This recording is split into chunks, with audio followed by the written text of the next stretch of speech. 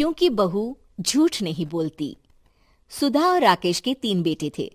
शादी के बाद तीनों माँ बाप से दूर रहते और सिर्फ त्योहारों में आते। माँ जी, पिताजी, अगली बार आप लोग हमारे घर आइएगा। अरे नहीं बहू, सब यही आ जाते हैं तो घर खिला खिला लगता है। हाँ बहू, तू हमेशा बुलाती है तो जरूर आएंगे तेरे पास भी। हाँ हाँ, दीदी का घर बड़ा जो है, सब कुछ आपने शादी के बाद दीदी को ही तो दे दिया था। हमें भी दिया होता तो हम भी बड़ा घर लेते। क्यों सुनील? अरे नहीं नहीं, पापा ने सबको एक बराबर ही दिया है। छोटी बहू, क्या चाहिए तुम्हें, बोलो। वो आपके सोने की चेन वाली घड़ी है ना, वो अगर आप मुझे, तभी वहाँ मजली बहू भी आ जाती है। और मुझे ना आपका मंगलसूत्र कितना लंबा, सुंदर और भारी भी है। अरे हाँ हाँ, तुम दोनों को ही दूंगी बहू, चिंता ना करो। चलो अब खाना लगाओ, खाना खाया जाए। सभी मिलकर खाना खाते हैं कि पड़ोसन आ जाती है। अरे सुधा बहन, थोड़ी चीनी तो देना, घर में शक्कर नहीं है और मेहमान सर पर बैठे हैं। अरे छोटी बहू, चाची को शक्कर तो दे दो। अरे मजली दीदी, आप दे दीजिए ना, मैं यहाँ कम आती हूँ तो मुझे पता ही नहीं है कि सासू माँ सारी चीजें कहाँ रखती है। और तुम, मैं कौन सा यहाँ रोज शक्कर फाँकने के लिए आती हूँ, मुझे भी नहीं है पता। तभी बड़ी बहू हाथ में चीनी की कटोरी लेकर आती है। चाची, शक्कर आप लोगों का बड़ा सहारा है माँ जी और पिताजी को, वरना हम लोग तो यहाँ रहते ही नहीं। आप जैसे पड़ोसी हैं तो हम निश्चिंत है। और जीती रहे बहू, आप तो ये घर पड़ोस कम परिवार ज्यादा लगता है। सुधा अपनी बड़ी बहू को देखकर बहुत खुश रहा करती थी। वो उससे अक्सर घंटों बात भी किया करती, लेकिन दोनों दूसरी बहुओं का भी वो समझती थी कि शायद छोटी है, वक्त आने पर संभल जाएंगी। समय आ जाता है जब सभी को वापस जाना होता है।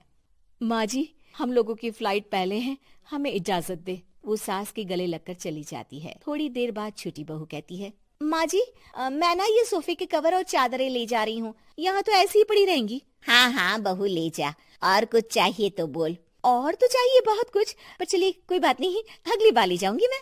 ऐसे ही मंजली बहू भी घर का बहुत सारा सामान ले जाती है। सभी के जाने के बाद सुधा राकेश से कहती है, घर कितना सूना लग रहा है ना। हाँ, और खाली भी। तुम्हारी दोनों बहुएं सब बटोर गई। अरे ठीक है ना, हम दोनों ही तो हैं, कितना सामान लगेगा, फिर उन लोगों की नई गृहस्थी, इतना मत सोचा करे। समय बीतता है। ऐसे ही हर साल त्योहारों में सुधा और राकेश के बच्चों की बहू आते और जाते वक्त ढेर सारा सामान पैक कर कर ले जाती। लेकिन कुछ ही सालों में सुधा का देहांत हो जाता है। पिताजी, आप यहाँ अकेले क्या करेंगे? हम लोगों के साथ चलिए। अरे नहीं नहीं बहू, इस घर में सुधा की यादें हैं, मैं उसे नहीं छोड़ सकता हूँ। अब तुम लोगों की माँ नहीं रही। देख लो, वैसे तो मैंने उसके जीते जी सब कुछ दे दिया है, लेकिन कुछ उसका पर्सनल कीमती सामान था जो ये है, ले लो। सामान में होती है एक घड़ी और एक मंगलसूत्र। माँ जी ने कहा था कि वो ये घड़ी मुझे देंगी। हाँ हाँ, पिताजी, माँ ने सबके सामने ये घड़ी सरिता को देने के लिए कहा था। उठा लो सरिता माँ की घड़ी। अब क्या था, छोटी बहू फट से घड़ी उठा लेती है। और पिताजी, ये मंगलसूत्र तो माँ ने मुझे ही देने को कहा था, याद है ना? वो सभी की ओर इशारा करती है। तू भी ले ले ये हार बेटा, कोई बात नहीं। मंजली फटाक से हार उठा लेती है। ससुर बड़ी बहू की तरफ देखते हैं। तुझे क्या दूं बेटा? पिताजी, माँ ने एक चीज मेरे लिए भी रखी है। सभी के कान खड़े हो जाते हैं कि आखिर सास ने क्या रखा होगा बड़ी के लिए। अरे माँ जी तो दीदी से प्यार भी ज्यादा ही करती थी, हमेशा उनसे बात किया करती। जरूर कोई बड़ी और अपनी प्रिय चीज दी होगी दीदी को। और देख लेते हैं ना, वरना तो हम भी बराबर का बंटवारा करेंगे। हाँ हाँ, कर लेना बंटवारा। लेकिन बड़ी बहू, बताओ तो, सुधा ने क्या रखा है तुम्हारे लिए? अभी तो हम लोग यही हैं पापा जी, जब जाने लगेंगे तो बता दूंगी। बड़ी बहू के मुंह से ये बात सुनकर बाकी दो बहुएं सोचने लगती हैं कि आखिर क्या है जो दीदी को सासू माँ देकर गई हैं। दीदी, ऐसा तो नहीं ना कि पूरे घर का आधा हिस्सा माँ बड़ी भाभी को देकर गई हो? तभी वहाँ ससुर आ जाते हैं। नहीं नहीं, ऐसा कुछ नहीं है। मकान तो तुम तीनों का बराबर से है। देखो, बड़ी बहू से तुम्हारी सास ज्यादा जुड़ी थी, न जाने क्यों घंटों बात किया करती थी। पता नहीं क्या देकर गई है उसे। और ससुर जी, आपको क्या पता, चालाकी से पूरे घर के पेपर में साइन करवा लिए हो, या फिर कोई छुपा गहना। आखिर मकान पूरा तो आपने सासू माँ के नाम ही कर रखा था ना। अब घर में ये सस्पेंस बन जाता है कि आखिर बड़ी बहू क्या लेकर जाएगी। फिर वो दिन भी आ जाता है जब बड़ी बहू के जाने का समय हो जाता है।